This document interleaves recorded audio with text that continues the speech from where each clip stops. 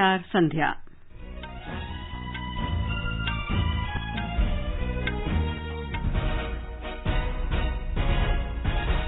Pegasus जासूसी मामले सहित कई अन्य मुद्दों को लेकर आज संसद के दोनों सदनों में हंगामा, लोकसभा की कार्यवाही दिन भर के लिए स्थगित। राज्यसभा ने कोविड महामारी के प्रबंधन, टीकाकरण नीति के कार्यान्वयन और संभावित तीसरी लहर की चुनौतियों पर चर्चा शुरू की। प्रधानमंत्री नरेंद्र मोदी ने भाजपा सांसदों से कहा, देश में कोविड स्थिति के बारे में विपक्ष की ओर से फैलाई जा रही भ्रामक सूचनाओं का जवाब दें। कृषि मंत्री नरेंद्र सिंह तोमर ने कहा, सरकार किसानों के साथ वार्ता को हमेशा तैयार। राष्ट्रव्यापी टीकाकरण अभियान के तहत 41 करोड़ 18 लाख से अधिक कोविड टीके लगाए गए। कोरोना से स्वस्थ होने की राष्ट्रीय दर बढ़कर 97.37% हुई। आईसीएमआर के सीरो सर्वे के अनुसार देश की 2/3 आबादी में कोविड एंटीबॉडी पाई गई। राष्ट्रपति और उपराष्ट्रपति ने ईद उल अजहा की पूर्व संध्या पर देशवासियों को बधाई दी। और क्रिकेट में कोलंबो में श्रीलंका ने भारत को दूसरे एकदिवसीय अंतर्राष्ट्रीय क्रिकेट मैच में जीत के लिए 276 रन का लक्ष्य दिया।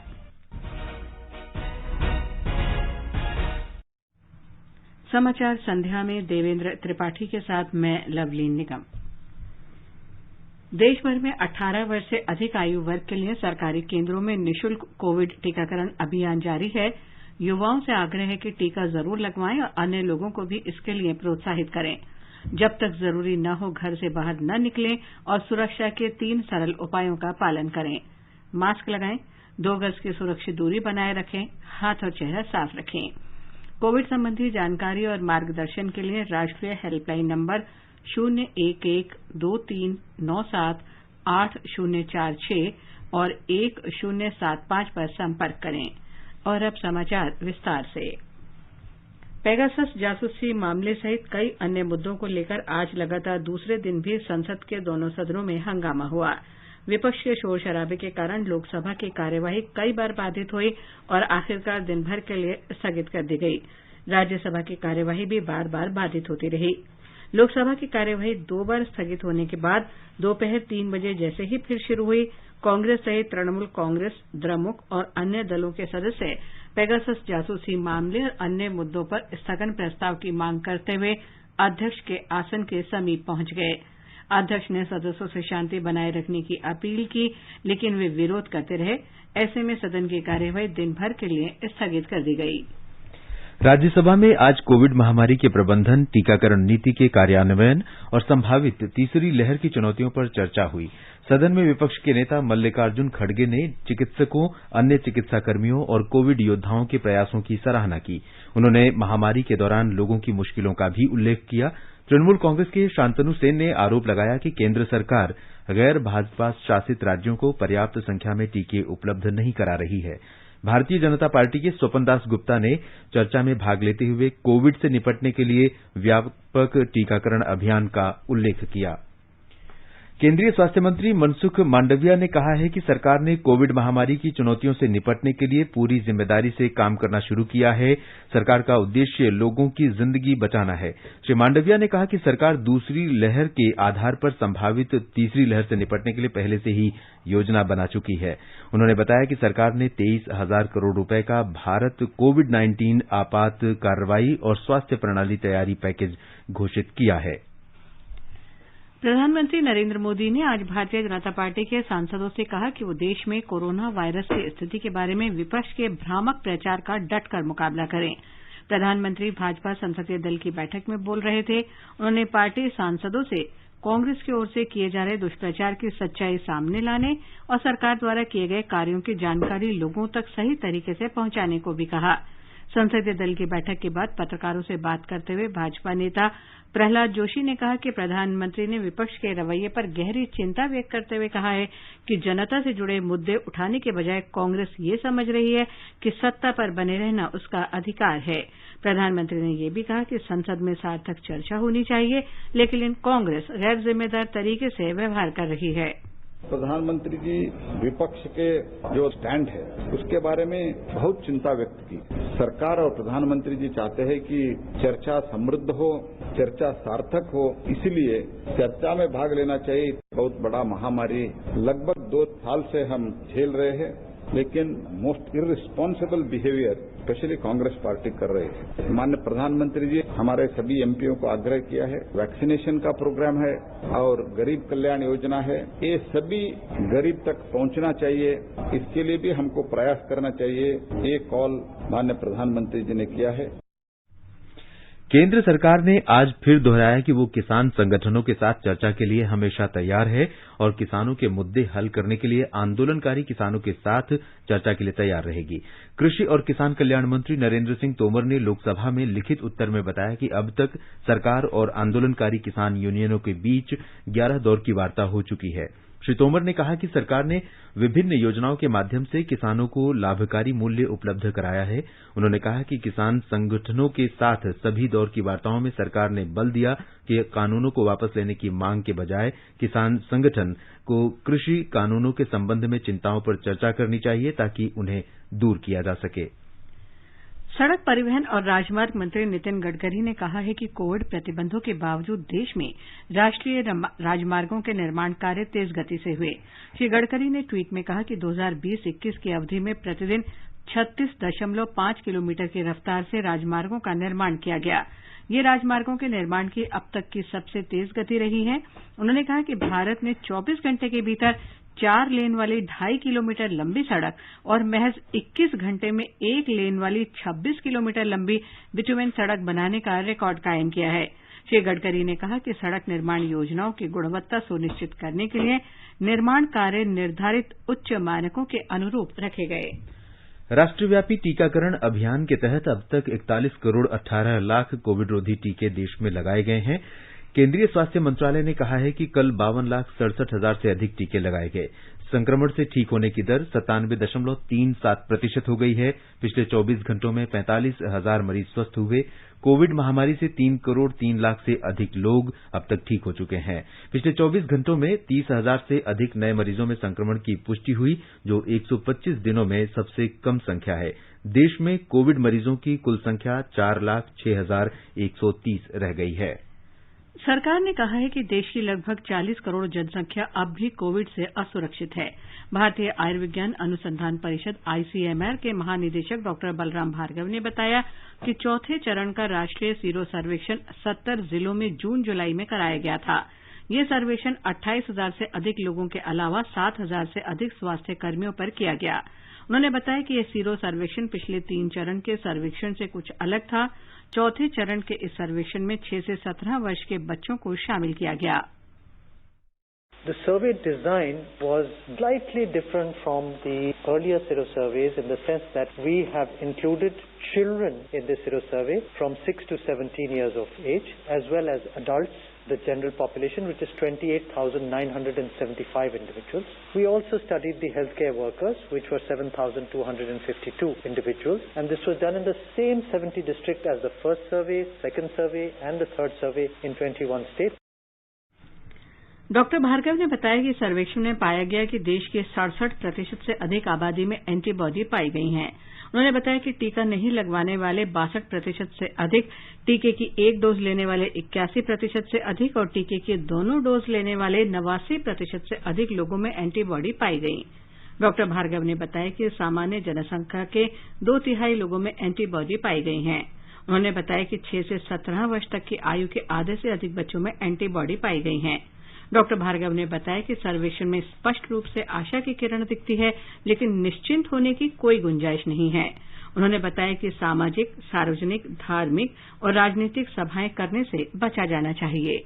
Large sero survey done as round number 4 clearly show that there is a ray of hope, but there is no room for complacency.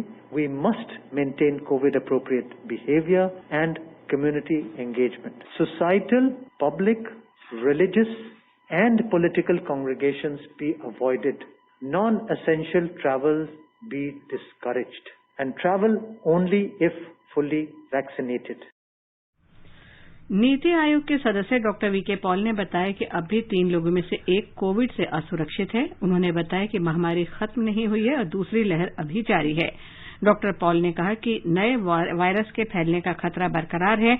कुल मिलाकर देश के लिए असुरक्षा अब भी बनी हुई है। यदि वेरिएंट ऑफ कंसर्न नहीं इमर्ज होता है और हम लोग की वैक्सीनेशन का दर चलता रहता है तेजी से, तो फिर हम लोग को कोशिश करनी है कि तीसरी वेव नहीं आए। ये एक फैसला है और एक संकल्प है, और दूसरा संकल्प साथ साथ ये है कि इतना सब कुछ ये चीजें जो बार बार कही जा रही हैं वो हम कलेक्टिवली करें। Covid appropriate behaviour, rising vaccination coverage, tracing, tracking, testing, ये सब अच्छी तरह कंटेनमेंट जोन, ये सब हम करेंगे तो ये भी बहुत बहुत संभव है कि थर्ड वेव जैसी कोई चीज नहीं आएगी। तो दोनों ही ट्रैक पे हमें मेहनत करनी है और संकल्प लेना है। डॉक्टर पॉल ने कहा कि राष्ट्रीय स्तर पर इस सीरो सर्वेक्षण से राज्य, जिला और उप जिला स्तर पर महामारी को पूरी तरह नहीं समझा जा सकता। उन्होंने रोग के फैलाव को आबादी के विशिष्ट स्तर पर समझने के लिए समय पर और उच्च क्वालिटी का सीरो सर्वेक्षण कराए जाने का सुझाव दिया। कोविड संबंधी राष्ट्रीय हेल्पलाइन नंबर हमारी वेबसाइट newsonair.gov.in पर उपलब्ध है। आकाशवाणी का समाचार सेवा प्रभाग कोरोना जागरूकता श्रृंखला के अंतर्गत हिंदी और अंग्रेजी में एक विशेष फोन इन कार्यक्रम प्रसारित करेगा। ये कार्यक्रम आज रात 9:30 बजे से FM गोल्ड और अतिरिक्त मीटरों पर सुना जा सकता है। नई दिल्ली के अखिल भारतीय आयुर्विज्ञान संस्थान एम्स के डॉक्टर राकेश लोढ़ा इस चर्चा में भाग लेंगे। श्रोता हमारे टोल फ्री नंबर 1800-115767 और 011-2331-4444 पर अपने सवाल पूछ सकते हैं। Twitter handle @AIR News Alerts पर #AskAIR के जरिए सवाल पोस्ट किए जा सकते हैं। ये कार्यक्रम हमारी वेबसाइट newsonair.com और YouTube channel news on AIR official पर भी उपलब्ध रहेगा। ये कार्यक्रम news on AIR mobile app पर भी उपलब्ध रहेगा। ये समाचार हमारी वेबसाइट newsonair.com/hindi और हमारे mobile app news on AIR पर भी उपलब्ध हैं। कोविड-19 से बचाव के आसान उपाय: मास्क लगाएं, 2 गज की सुरक्षित दूरी बनाए रखें, बार-बार हाथ धोएं, चेहरा साफ रखें और टीका जरूर लगवाएं। समाचार संध्या में आपका फिर स्वागत है। आगे बढ़ने से पहले मुख्य समाचारों पर एक नजर। पेगासस जासूसी मामले सहित कई अन्य मुद्दों को लेकर आज संसद के दोनों सदनों में हंगामा। लोकसभा की कार्यवाही दिन भर के लिए स्थगित। राज्यसभा ने कोविड महामारी के प्रबंधन, टीकाकरण नीति के कार्यान्वयन और संभावित तीसरी लहर की चुनौतियों पर चर्चा शुरू की। प्रधानमंत्री नरेंद्र मोदी ने भाजपा सांसदों से कहा, देश में कोविड स्थिति के बारे में विपक्ष की ओर से फैलाई जा रही भ्रामक सूचनाओं का जवाब दें। कृषि मंत्री नरेंद्र सिंह तोमर ने कहा, सरकार किसानों के साथ वार्ता को हमेशा तैयार। राष्ट्रव्यापी टीकाकरण अभियान के तहत 41 करोड़ 18 लाख से अधिक कोविड टीके लगाए गए। कोरोना से स्वस्थ होने की राष्ट्रीय दर बढ़कर 97.37% हुई। आईसीएमआर के सीरो सर्वे के अनुसार देश की 2/3 आबादी में कोविड एंटीबॉडी पाई गई। राष्ट्रपति और उपराष्ट्रपति ने ईद उल अजहा की पूर्व संध्या पर देशवासियों को बधाई दी है। और क्रिकेट में कोलंबो में श्रीलंका ने भारत को दूसरे एकदिवसीय अंतर्राष्ट्रीय क्रिकेट मैच में जीत के लिए 276 रन का लक्ष्य दिया है। अब प्रस्तुत है संसद में आज हुई कार्यवाही की समीक्षा। पहले राज्यसभा। लेखक हैं पीटीआई भाषा के अविनाश। राज्यसभा में आज भी विभिन्न मुद्दों को लेकर विपक्षी सदस्यों ने हंगामा किया, जिससे सदन की कार्यवाही कुछ समय के लिए बाधित रही। इस वजह से सदन में शून्यकाल और प्रश्नकाल नहीं हो सके। हालांकि बाद में कोविड-19 मुद्दे पर अल्पकालिक चर्चा हुई। चर्चा का जवाब देते हुए केंद्रीय स्वास्थ्य एवं परिवार कल्याण मंत्री मनसुख मांडविया ने कोविड-19 महामारी को लेकर राजनीति करने और आंकड़े छिपाने के आरोपों को सिरे से नकार दिया। उन्होंने कहा कि जिन राज्यों में कोविड प्रबंधन की दिशा में बेहतर काम हुआ है, उनकी खुलकर सराहना की गई है और ये नहीं देखा गया कि उन राज्यों में कौन से दल की सरकार है। मांडविया ने कहा कि कोविड महामारी के चर्चा में ज्यादातर सदस्यों ने जो अच्छा हुआ उसका श्रेय अपने राज्य की सरकार को दिया, लेकिन अगर अच्छा नहीं हुआ तो उसके लिए केंद्र को जिम्मेदार ठहराने का प्रयास किया। सरकार में सबकी मिलीजुली जिम्मेदारी होती है। उन्होंने कहा कि प्रधानमंत्री नरेंद्र मोदी ने खुद उन राज्यों की सराहना की जहां बेहतरीन काम हुआ है। प्रधानमंत्री ने कहा है कि इसमें किसी तरह की राजनीति नहीं होनी चाहिए। 130 करोड़ जनता जब एक साथ संकल्प करेगी कि हमें महामारी की तीसरी लहर को नहीं आने देना है, तो क्या वो लहर आ पाएगी? उन्होंने कहा कि देश की 2 टीका निर्माता कंपनियां बच्चों के लिए कोविड रोधी टीकों का परीक्षण कर रही हैं। मांडविया ने साथ में ये आश्वासन भी दिया कि कोरोना वायरस महामारी की पहली और दूसरी लहर के आंकड़ों को देखते हुए बच्चों को लेकर अधिक चिंता करने की जरूरत नहीं है। फिर भी सरकार इस मामले में पूरी तैयारियां कर रही है। चर्चा के दौरान विपक्षी दलों के नेताओं ने केंद्र पर कोविड संबंधी आंकड़े छिपाने का आरोप लगाते हुए दावा किया कि महामारी के प्रबंधन में सरकार पूरी तरह विफल रही है। हालांकि सत्ता पक्ष ने कहा कि देश की अर्थव्यवस्था की पुख्ता नींव और कई पहलों की वजह से इस महामारी के दौर में देश मजबूती से खड़ा रहा। विपक्ष के नेता एवं कांग्रेस के वरिष्ठ सदस्य मल्लिकार्जुन खड़गे ने कहा कि कोविड-19 के नतीजे इतने भयावह होंगे, इसका अनुमान नहीं था। कांग्रेस के आनंद शर्मा ने सुझाव दिया कि सरकार को ऐसे बच्चों के लालन पालन के लिए एक विशेष कोष बनाना चाहिए जिन्होंने कोविड के कारण अपने अभिभावकों को खो दिया है। श्री शर्मा ने कहा कि सदन में महामारी को लेकर होने वाली ये चर्चा दलगत राजनीति से ऊपर उठकर की जानी चाहिए, क्योंकि ये लाखों लोगों की पीड़ा से जुड़ा मामला है। चर्चा में भाग लेते हुए आवास एवं शहरी कार्य मंत्री हरदीप सिंह पुरी ने आरोप लगाया कि विपक्ष कोविड महामारी के प्रबंधन को लेकर गलत विमर्श बनाने की कोशिश कर रहा है। उन्होंने कहा कि सरकार पर आरोप लगाए गए कि कोरोना के शुरुआती मामले सामने आने के बाद उसने बीमारी पर काबू पाने के लिए कुछ नहीं किया। उन्होंने विपक्षी नेताओं पर गलत बयानी करने का आरोप लगाते हुए कहा कि उन्हें पहले तथ्यों की जांच कर लेनी चाहिए। मनोनीत सदस्य स्वपन दास गुप्ता ने कहा कि इस बीमारी से निपटने में राज्यों की भूमिका सर्वोपरि है। बीजू जनता दल के अमर पटनायक ने कहा कि करीब 100 साल बाद ऐसी भयानक स्थिति आई जिसके लिए न तो केंद्र और न ही राज्य तैयार थे। उन्होंने कहा कि इस बीमारी के बारे में बहुत जानकारी भी नहीं थी। भाकपा के विनय विश्वम ने भी सरकार पर तीखा हमला बोला। वहीं भाजपा के अनिल जैन ने बीमारी से बचने के लिए टीकाकरण को महत्वपूर्ण बताया। केंद्रीय सामाजिक न्याय एवं अधिकारिता राज्य मंत्री रामदास आठवले ने कहा कि कोरोना से गांव-गांव के लोग भी परेशान हैं।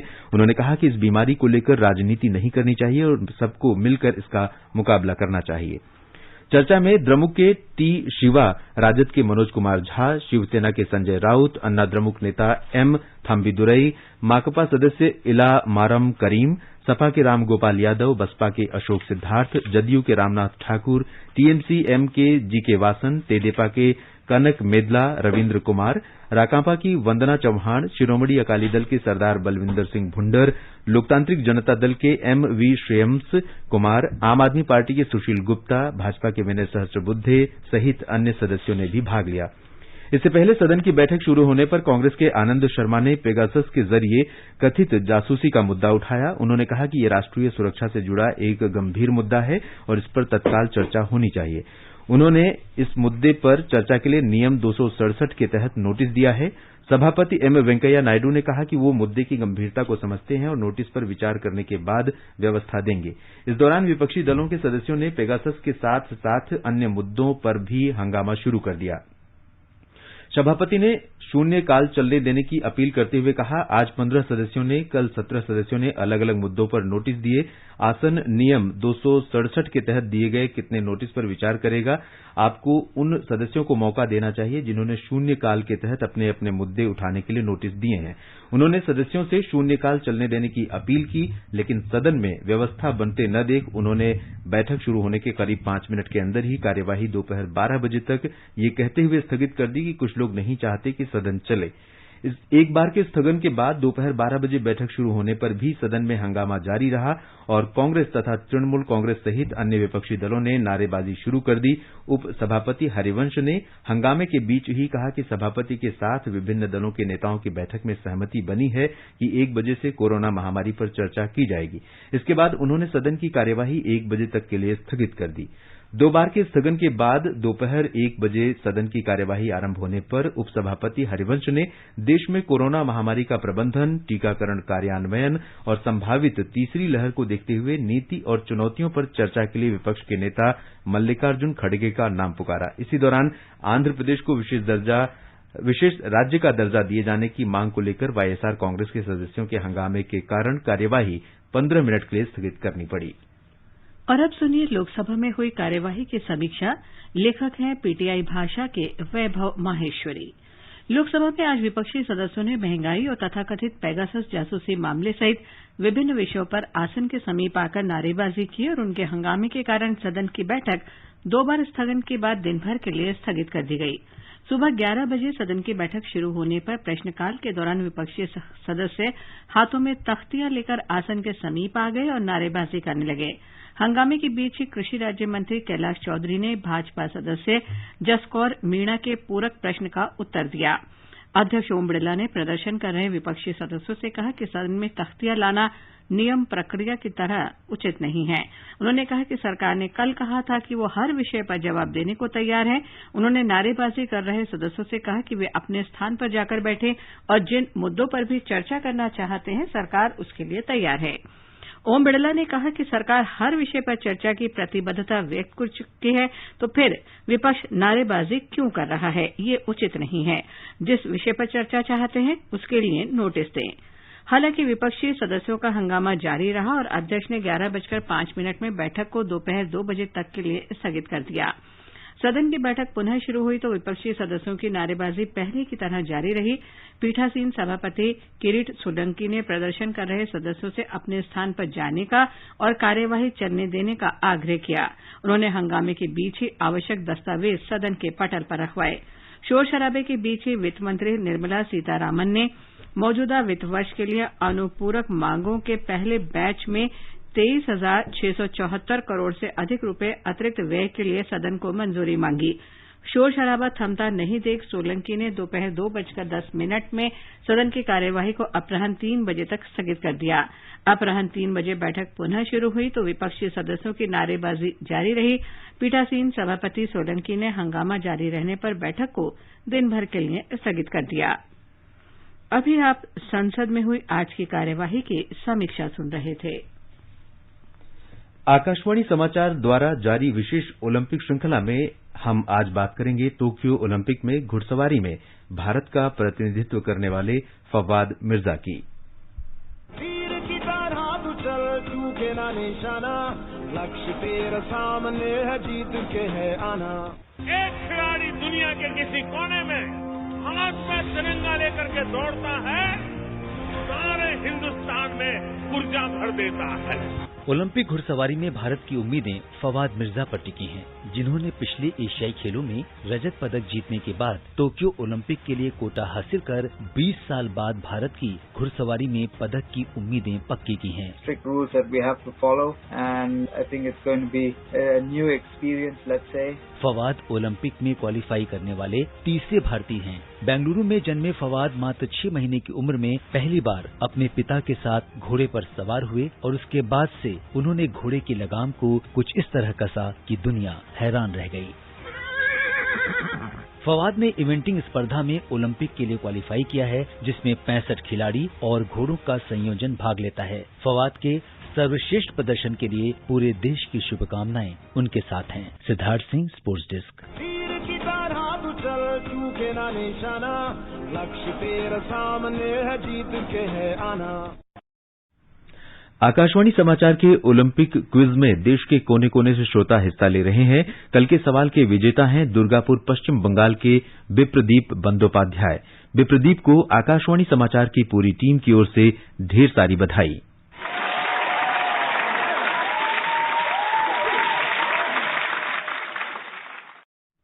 आकाशवाणी समाचार से बातचीत में विप्रदीप ने ओलंपिक क्विज के विजेता बनने पर पूरे बंगाल की ओर से आकाशवाणी समाचार का आभार व्यक्त किया और खिलाड़ियों को टोक्यो ओलंपिक में बेहतर प्रदर्शन के लिए शुभकामनाएं भी दी। ऑल इंडिया रेडियो का स्पोर्ट्स कैंप क्विज प्रोग्राम में आज का विजेता बनने में मैं बहुत खुश हूँ। मैं चाहता हूँ, ये आशा भी करता हूँ, इंडिया टीम इस बार मैक्सिमम मेडल जीत के आए। इस बार हमारे गवर्नमेंट और प्राइम मिनिस्टर जी खुद इतने अच्छी तरह से पूरा इंडिया टीम को मोटिवेट किया, तो ये तो श्योर है कि इस बार मैक्सिमम मेडल जीत के ये लोग आएंगे। टोक्यो ओलंपिक में खिलाड़ियों का उत्साह बढ़ाने के लिए चीयर फॉर इंडिया अभियान के तहत देश भर से शुभकामनाएं आ रही हैं। भारतीय हॉकी टीम के पूर्व कप्तान और ओलंपियन जफर इकबाल ने आकाशवाणी समाचार के माध्यम से उन्हें शुभकामनाएं दी हैं। मैं आकाशवाणी समाचार के द्वारा सभी लोगों को बताना चाहता हूं कि हिंदुस्तान की टीम जा रही है और सब लोग दुआएं करें और सपोर्ट करें हमारे एथलीट्स को। और मेरी बहुत बेस्ट विशेज है उनके साथ, और मैं यही कहूंगा सिर्फ एथलीट्स से कि डू देयर बेस्ट। भारत और श्रीलंका के बीच दूसरा एक दिवसीय क्रिकेट मैच कोलंबो के आर प्रेमदासा स्टेडियम में खेला जा रहा है। श्रीलंका ने भारत को जीत के लिए 276 रन का लक्ष्य दिया है। लक्ष्य के जवाब में भारत ने ताजा समाचार मिलने तक 12 ओवर में 3 विकेट के नुकसान पर 65 रन बनाए हैं। इससे पहले टॉस जीतकर पहले बल्लेबाजी करते हुए श्रीलंका ने 9 विकेट पर 275 रन बनाए। श्रीलंका की ओर से चरिथ असलंका ने सर्वाधिक 65 रन बनाए, जबकि अविष्का फर्नांडो ने 50 और चमिका करुणरत्ना ने नाबाद 44 रन की पारी खेली। 3 मैचों की श्रृंखला में भारत पहला मैच जीतकर 1-0 से आगे है। ये समाचार आकाशवाणी से प्रसारित किए जा रहे हैं। ताजा समाचार जानने के लिए आप हमारे Twitter handle AIR news Hindi को फॉलो कर सकते हैं।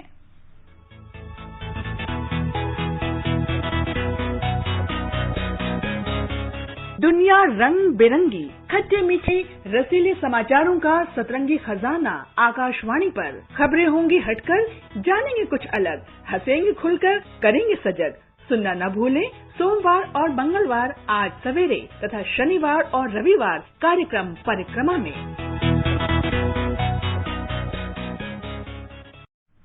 ये आकाशवाणी है। प्रधानमंत्री नरेंद्र मोदी कोविड और टीकाकरण की स्थिति के बारे में विभिन्न राजनीतिक दलों के नेताओं के साथ बैठक कर रहे हैं। इसमें ऑल इंडिया अन्ना डीएमके, शिवसेना, राष्ट्रवादी कांग्रेस पार्टी, बीजू जनता दल, तृणमूल कांग्रेस, बहुजन समाज पार्टी और जनता दल यूनाइटेड के नेता भाग ले रहे हैं। ईद उल अजहा कल देश भर में श्रद्धा के साथ मनाई जाएगी। कोरोना महामारी के मद्देनजर अधिकांश जगहों पर ईदगाहों और मस्जिदों में सामूहिक रूप से नमाज अदा नहीं की जाएगी। राष्ट्रपति और उपराष्ट्रपति ने ईद उल अजहा की पूर्व संध्या पर लोगों को बधाई दी है। श्री रामनाथ कोविंद ने अपने संदेश में कहा कि ईद उल अजहा प्रेम, निस्वार्थ और बलिदान की भावना के प्रति आभार व्यक्त करने और समावेशी समाज में एकता तथा भाईचारे के लिए मिलकर काम करने का त्योहार है। राष्ट्रपति ने कहा कि ये त्योहार खुशियां बांटने और गरीब तथा बेसहारा लोगों की मदद करने का भी अवसर है। उपराष्ट्रपति एम वेंकैया नायडू ने कहा कि त्याग का प्रतीक ये त्योहार ईश्वर के प्रति पूर्ण समर्पण की भावना को प्रदर्शित करता है। श्री नायडू ने सभी लोगों से अपील की कि ईद मनाते समय वो कोविड से बचाव के नियमों का पालन करते हुए पूरी सावधानी बरतें। केंद्रीय प्रत्यक्ष कर बोर्ड सीबीडीटी ने ऑनलाइन आयकर रिटर्न भरने के लिए फॉर्म 15CA और 15CB दाखिल करने की समय सीमा 15 जुलाई से बढ़ाकर 15 अगस्त 2021 कर दी है। करदाता ये आयकर रिटर्न फॉर्म मैनुअल तरीके से भी भर सकेंगे। सीबीडीटी की ओर से जारी बयान में कहा गया है कि नए ई फाइलिंग पोर्टल पर डॉक्यूमेंट आइडेंटिफिकेशन नंबर जनरेट करने के उद्देश्य से बाद में इस फॉर्म को अपलोड करने की सुविधा दी जाएगी। भारतीय वायुसेना के सारंग हेलीकॉप्टरों का दस्ता रूस के मॉक्स इंटरनेशनल एयर शो में पहली बार भाग ले रहे हैं। 20 से 25 जुलाई तक चलने वाला ये एयर शो जुकोवस्की अंतर्राष्ट्रीय हवाई अड्डे पर आयोजित किया जा रहा है। रक्षा मंत्रालय ने बताया है कि ये पहली बार है जब सारंग हेलीकॉप्टर रूस में आयोजित किसी एयर शो में भाग ले रहे हैं। एयर शो के दौरान सारंग हेलीकॉप्टर दस्ते में शामिल देश में बने 4 ध्रुव एडवांस लाइट हेलीकॉप्टर अपने करतब दिखाएंगे। उत्तर प्रदेश सरकार ने प्रदूषण मुक्त सार्वजनिक परिवहन व्यवस्था की दिशा में एक बड़ा कदम उठाते हुए आज से राजधानी लखनऊ में इलेक्ट्रिक बसों का परीक्षण शुरू किया। बहुत जल्द राज्य के 14 शहरों में ये बसें चलने लगेंगी। परीक्षण के दौरान प्रतिदिन 4 बसें लगभग 180 किलोमीटर तक चलेंगी। सफल परीक्षण के बाद 700 बसें चलनी शुरू हो जाएंगी। इन एसी लग्जरी बसों में आरामदायक सीटें हैं। इनमें सुरक्षा के लिए जीपीएस ट्रैकिंग सिस्टम और सीसीटीवी की व्यवस्था भी की गई है। इन बसों में पैनिक बटन और ऑटोमेटिक दरवाजे लगे हैं। और अंत में मुख्य समाचार एक बार फिर। पेगासस जासूसी मामले सहित कई अन्य मुद्दों को लेकर आज संसद के दोनों सदनों में हंगामा। लोकसभा की कार्यवाही दिन भर के लिए स्थगित। राज्यसभा ने कोविड महामारी के प्रबंधन, टीकाकरण नीति के कार्यान्वयन और संभावित तीसरी लहर की चुनौतियों पर चर्चा शुरू की। प्रधानमंत्री नरेंद्र मोदी ने भाजपा सांसदों से कहा, देश में कोविड स्थिति के बारे में विपक्ष की ओर से फैलाई जा रही भ्रामक सूचनाओं का जवाब दें। कृषि मंत्री नरेंद्र सिंह तोमर ने कहा, सरकार किसानों के साथ वार्ता को हमेशा तैयार। राष्ट्रव्यापी टीकाकरण अभियान के तहत 41 करोड़ 18 लाख से अधिक कोविड टीके लगाए गए। कोरोना से स्वस्थ होने की राष्ट्रीय दर बढ़कर 97.37% हुई। आईसीएमआर के सीरो सर्वे के अनुसार देश की 2/3 आबादी में कोविड एंटीबॉडी पाई गई। राष्ट्रपति और उपराष्ट्रपति ने ईद उल अजहा की पूर्व संध्या पर देशवासियों को बधाई दी। और क्रिकेट में कोलंबो में श्रीलंका ने भारत को दूसरे एकदिवसीय अंतर्राष्ट्रीय क्रिकेट मैच में जीत के लिए 276 रन का लक्ष्य दिया। इसके साथ ही समाचार संध्या का ये अंक समाप्त हुआ। नमस्कार।